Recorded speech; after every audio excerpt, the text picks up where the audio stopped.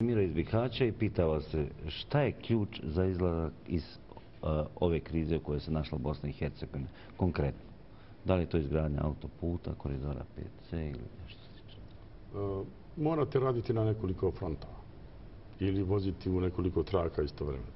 Masovni javni radovi ili nešto što se zove u Evropi nakon Drugog svjetskog rata Maršalov plan. Znači zapošljavanje na stotine hiljada ljudi.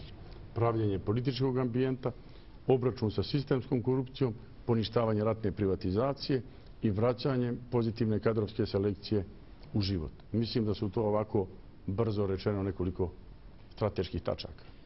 Evo, javna poduzeća, serija pitanja.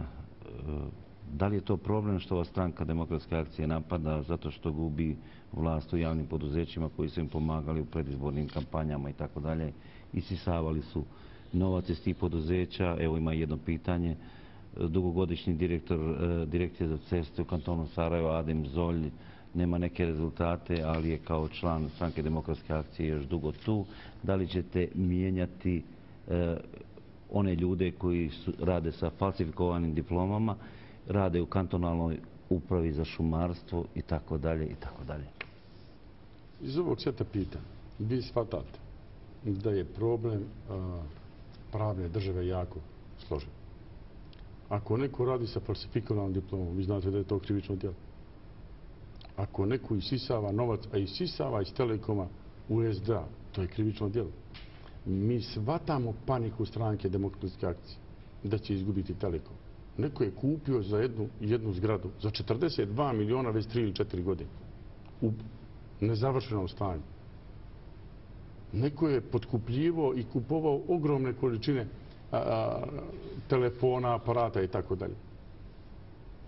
Poenta je u tome da Savez za bolju budućnost onoga časa ako preuzme menadžerska mjesta u tim kompanijama ne smije da glumi policajca, ne smije da se bavi revanšizmom, a sve što se zove krivično djelo treba da preda nadležnom tužilaštvu.